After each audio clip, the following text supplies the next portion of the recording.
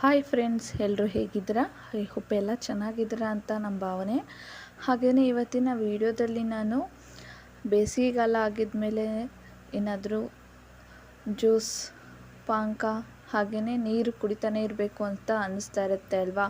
ಹಾಗಾಗಿ ನಾನಲ್ಲಿ ಒಂದು ಡ್ರಿಂಕ್ನ ಅಂದರೆ ಜ್ಯೂಸನ್ನ ತೋರಿಸ್ತಾ ಇದ್ದೀನಿ. ಅದೇ ಕರ್ಬೂಜದ ಹಣ್ಣಿನ ಜ್ಯೂಸು. ನಾನಲ್ಲಿ ಒಂದು ಬೌಲಲ್ಲಿ ಒಂದು ಅಚ್ಚು ಬೆಲ್ಲನ ಜಜ್ಜಿ ನೀರು ಹಾಕಿ ಕರಗಲಿ ಅಂತ ಬಿಟ್ಟಿದ್ದೀನಿ. ಅದೊಂದು 10 ನಿಮಿಷ ಕರಗಬೇಕು. ಹಾಗೆಯೇ ಇಲ್ಲಿ ಕರ್ಬೂಜಿಯ ಹಣ್ಣಿನನ್ನು ಕಟ್ ಮಾಡ್ಕೊತಾ ಇದ್ದೀನಿ. ಅದರ ಬೀಜ ಎಲ್ಲ ತೆಗೆದುಬಿಟ್ಟು ನೀಟಾಗಿ ಅದರ ಸಿಪ್ಪೆನೂ ನೀಟಾಗಿ ತೆಗೆದುಬಿಟ್ಟು ಹಣ್ಣನ್ನು ತಗೊಳ್ಬೇಕು. ಹಾಗೆಯೇ ಇನ್ನು ನಮ್ಮ ಚಾನಲ್ನ ಯಾರು ಸಬ್ಸ್ಕ್ರೈಬ್ ಮಾಡ್ಕೊಳ್ಳಿಲ್ಲ, ಪ್ಲೀಸ್ ಬೇಗ ಹೋಗಿ ಸಬ್ಸ್ಕ್ರೈಬ್ ಮಾಡ್ಕೊಳ್ಳಿ. ಹಾಗೆ ಪಕ್ಕದಲ್ಲಿರೋ ಬೆಲ್ಲೈಕನ್ನ ಪ್ರೆಸ್ ಮಾಡಿ ಈ ವಿಡಿಯೋನ ಪೂರ್ತಿಯಾಗಿ ನೋಡಿ ಯಾವ ರೀತಿಯಾಗಿ ಮಾಡ್ತೀನಿ ಅಂತ ಗೊತ್ತಾಗುತ್ತೆ. ನೀವು ಮನೇಲಿ ಟ್ರೈ ಮಾಡಿ. ಹಾಗೆಯೇ ಕೆಮಿಕಲ್ ಇರೋ ಜ್ಯೂಸನ್ನ ಜಾಸ್ತಿ ಅವಾಯ್ಡ್ ಮಾಡಿ ಮನೇಲಿ ಮಾಡಿಕೊಂಡು ಕುಡಿಯಿರಿ. ಹೆಲ್ತಿಗೂ ಒಳ್ಳೆಯದು, ಆರೋಗ್ಯಕರ. ಹಾಗೆಯೇ ಇಲ್ಲಿ ನೋಡಿ, ನಾನೆಲ್ಲನೂ ಸಿಪ್ಪೆಯನ್ನು ತೆಗೆದು ಹಣ್ಣನ್ನು ಒಂದು ಸೈಡಿಗೆ ಇಟ್ಕೊತಿದ್ದೀನಿ. ಎಲ್ಲನೂ ಕೂಡ ಹೀಗೇ ತೆಗೆದಿಟ್ಟು ಸಿಪ್ಪೆನೇ ಬೇರೆ ಹಣ್ಣೇ ಬೇರೆ ಮಾಡ್ಕೊಳ್ಳಿ. ಹಾಗೆಯೇ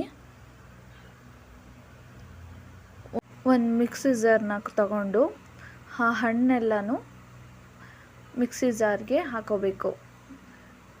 ಯಾಕಂದರೆ ಹಾಗೇ ತಿನ್ನೋಕ್ಕಾಗಲ್ಲ, ಅದನ್ನು ರುಬ್ಬಲೇಬೇಕಾಗುತ್ತೆ. ಹಾಗೆ ಚಿಕ್ಕದಾಗಿ ಕಟ್ ಮಾಡಿಕೊಂಡು ಇದನ್ನು ಎಲ್ಲನೂ ಕಟ್ ಮಾಡಿಕೊಂಡು ರುಬ್ಕೊತೀನಿ.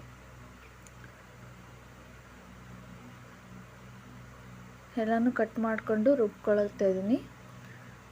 ನೋಡಿ, ರುಬ್ಕೊಂಡು ಈ ಹದದಲ್ಲಿ ರುಬ್ಕೋಬೇಕು.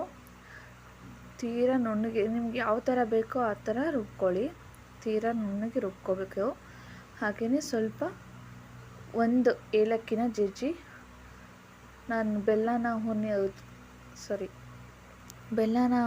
ಜಜ್ಜಿ ನೀರಲ್ಲಿ ಗಜ್ಜಿದ್ನಲ್ಲ, ಅದಕ್ಕೇ ಒಂದು ಸ್ವಲ್ಪ ಏಲಕ್ಕಿನ ಹಾಕ್ಕೊಂಡು ಈ ರುಬ್ಬಿದಂತಹ ಹಣ್ಣನ್ನು ಹಾಕಿ ಈ ಥರ ಮಿಕ್ಸ್ ಮಾಡ್ಕೊಳ್ಳಿ. ಈ ಥರ ಮಿಕ್ಸ್ ಮಾಡಿದ್ಮೇಲೆ ಆರೋಗ್ಯಕರವಾದ ಪಾನಕನೂ ಅಂತ ಅನ್ಬೋದು, ಜ್ಯೂಸಾರ ಅನ್ಬೋದು.